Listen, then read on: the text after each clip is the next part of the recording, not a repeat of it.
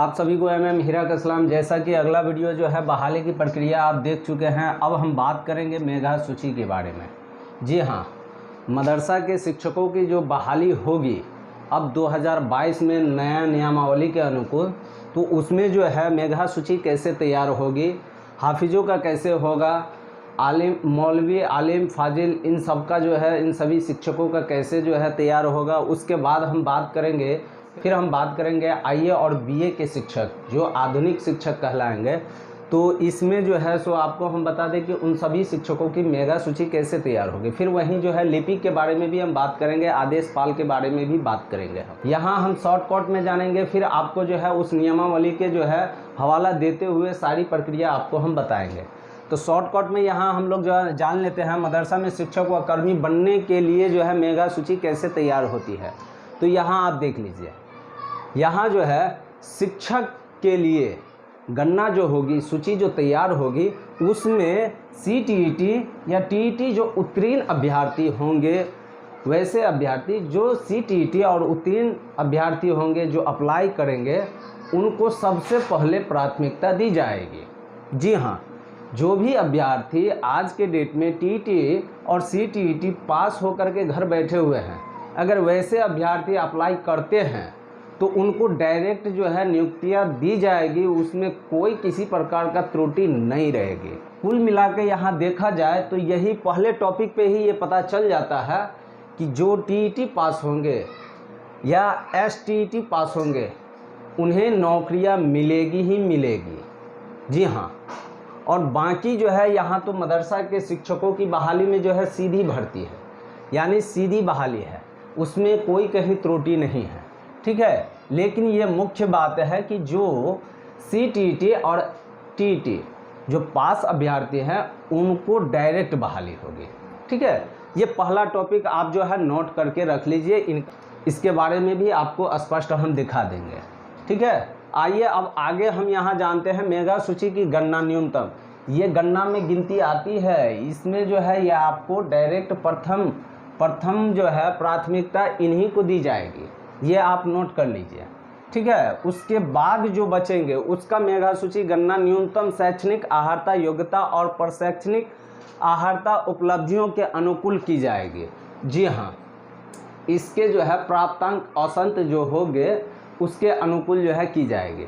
अगर प्रशैक्षणिक योग्यता में जो है अहर्ता उसका जो है औसत अगर नहीं हो पा रहा है, तब उसके बाद जो है इस आधार पर नहीं हो रहा है तो शैक्षणिक प्रमाण पत्र का परसेंटेज जो होगा, जिसका अधिक होगा उन्हें ऊपर रखा जाएगा, बाकी को नीचे। तो परसेंटेज के आधार पर की जाएगी उसकी नियुक्ति। ठीक है, मेधा सूची जो है कुछ इस प्रकार से तैयार हो रही है नया नियमावली के अनुकूल, चाहे वो आलिम हो या फिर जो है मौलवी हो या फिर जो है हाफिज हो। हाफिज को जो है सो उनको भी जो है 2 योग्यता है। ठीक है, एक जो है मौलवी की जो डिग्री चाहिए, दूसरा जो है उन्हें हाफिज कुरान होनी चाहिए। तो हाफिज कुरान में उनकी जो है मार्क्स ये वगैरह नहीं रहता है, शायद दर्शाया हुआ। ठीक है, तो उसको जो है मौलवी की जो डिग्री होगी उस पर जो है जो मार्क्स होंगे उसके परसेंटेज पे होंगे बहाली। ठीक है, तो उसी परसेंटेज के आधार पे यहाँ पे जो है उनकी जो है सो मेधा सूची तैयार होगी। चलिए फिर यहाँ हम बात कर लेते हैं लिपि के बारे में।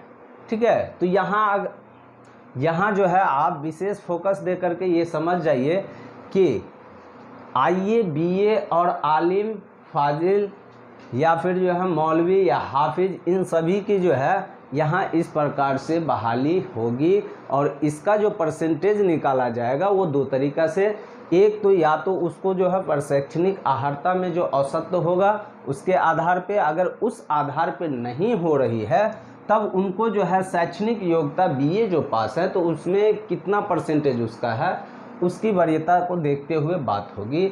यहाँ उस हिसाब से जो है मेधा सूची तैयार होगी। ठीक है, फिर हाफिज में जो है मौलवी का आधार ले लिया जाएगा। ठीक है, फिर यहाँ जो है आलिम में जो है आलिम में भी उनका परसेंटेज के आधार पे होगा। फिर फाजिल में वैसे जो है हेड मौलवी के पोस्ट पे डायरेक्ट जो है नियुक्तियाँ नहीं हैं, उसमें प्रमोशन के थ्रू है। ठीक है, तो खैर प्रमोशन वाले भी वीडियो अलग से हम अपलोड कर रहे हैं। तो यहाँ हम जो बात कर रहे हैं तो लिपिक के लिए, अब हम लिपिक की अगर बात करें तो आईए, उसके लिए योग्यता जो है आईए चाहिए। और आईए जो है, आईए के स्थान पे अगर समकक्ष मौलवी पास भी है तो उनका जो है प्राप्तांक जो उसमें जो है परसेंटेज उनका बनेगा, उसके आधार पे यहाँ किया जाएगा। फिर आदेशपाल के लिए जो है मैट्रिक या समकक्ष, यानी आदेशपाल यहाँ जो है प्रचारी की जो बात हो रही है, तो प्रचारी की जो वैकेंसी होगी तो उसमें जो है मेधा सूची तैयार होगी, वो मैट्रिक का जो है, मैट्रिक का प्राप्तांक जो होगा उसके अनुकूल या फिर उसके समकक्ष जो है फोकानिया पास रहेगा, उसके अनुकूल उसके परसेंटेज पर की जाएगी। फिर अब हम बात करेंगे कि बहाली की प्रक्रिया में होता क्या है कि परसेंटेज कभी कभी बराबर हो जाता है। मान लीजिए 2 व्यक्ति 3 व्यक्ति, तीनों व्यक्ति का जो है अप्लाई किया और तीनों का परसेंटेज जो है लगभग बराबर है, तो ऐसे स्थिति में क्या किया जाएगा, यहाँ क्लियर आप समझिए। अगर एक समान परसेंटेज हो तो उसके उम्र के अनुकूल जो है उसका मेगा सूची तैयार होगा।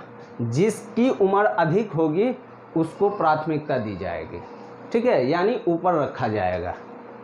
और यहाँ अगर मान लीजिए कि एक समान परसेंटेज भी है और उम्र भी एक समान है, सेम डेट जो है डेट ऑफ बर्थ उनका भी है और एक समान उसका परसेंटेज भी है, तो ऐसे स्थिति में क्या किया जाएगा, तो ऐसे स्थिति में अल्फ़ा बीटा नाम पर की जाएगी। जी हाँ, और उसमें इंग्लिश अक्षर को जो है, इंग्लिश लेटर को मान्यता दी जाएगी। इंग्लिश लेटर में जिसका नाम पहले आएगा उसको ऊपर के स्थान पर रखा जाएगा, जिसका नाम बाद में आएगा उसको नीचे के स्थान पर।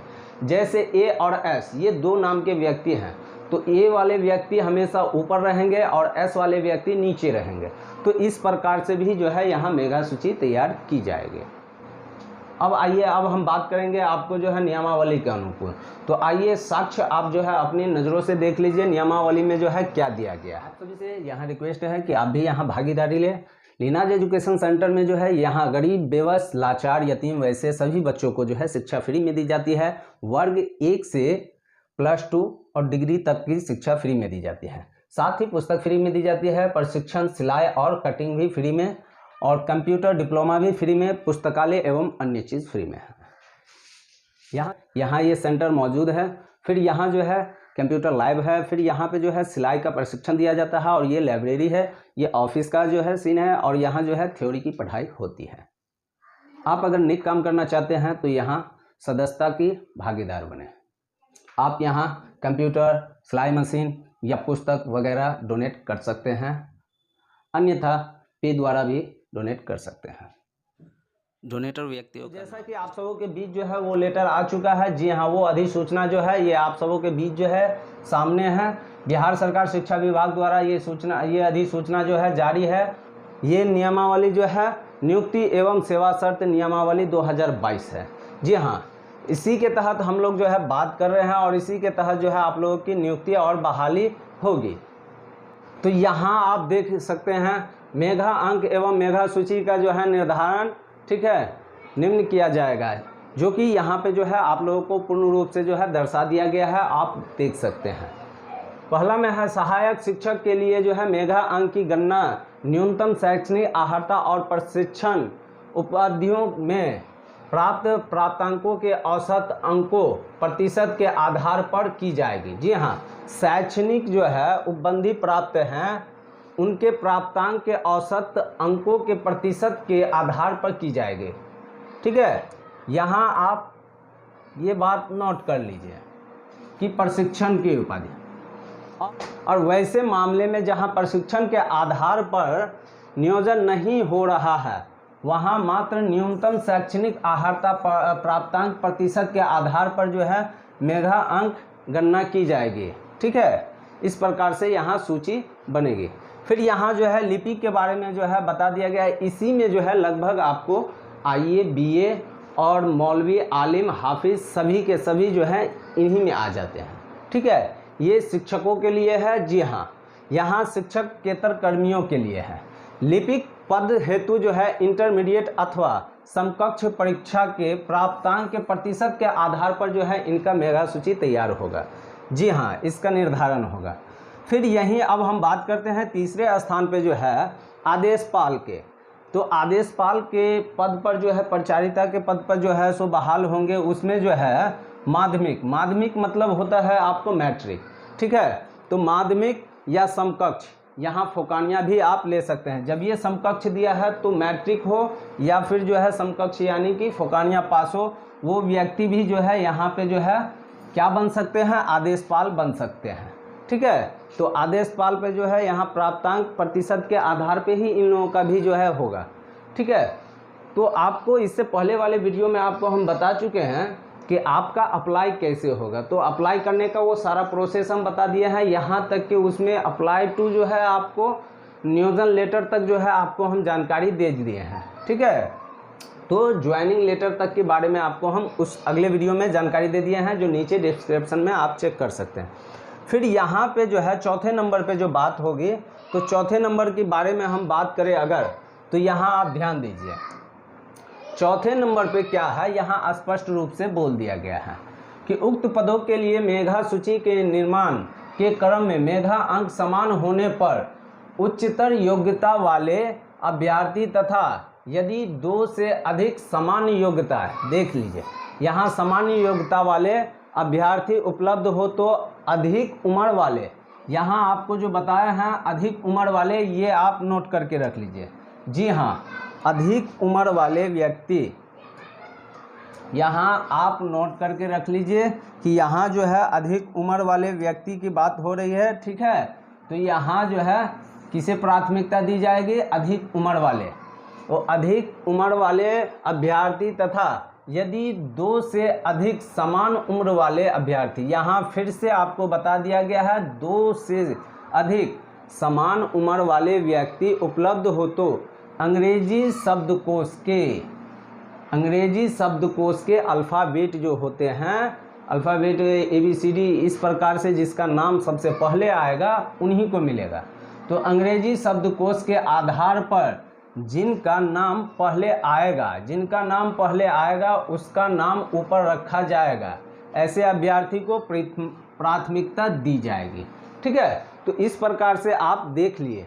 फिर यहाँ एक चीज़ आपको और नोट करनी है।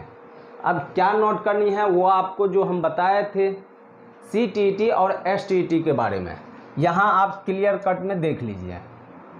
चलिए, यहाँ आप स्पष्ट रूप में देख लीजिए कि वास्तान्य स्तर पर, ठीक है, वास्तान्य स्तर के जो मदरसा होते हैं उसमें वास्तान्य स्तर पर, ठीक है, नियोजन में CTT और TET उत्तीर्ण अभ्यर्थी को प्राथमिकता दी जाएगी।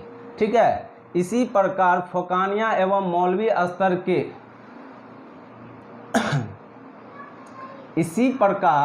फोकानिया एवं मौलवी स्तर पर STT, जी हाँ, यहाँ TT, CTT और STT उत्तीर्ण इन अभ्यर्थियों को जो है क्या होगा, सबसे पहले प्राथमिकता दी जाएगी और उनकी नियुक्ति होगी, चाहे उसका परसेंटेज भी कम हो शायद, क्योंकि यहाँ पे प्राथमिकता जो है स्पष्ट रूप से जो है यहाँ बता दिया गया है कि प्राथमिकता किसको दी जाएगी।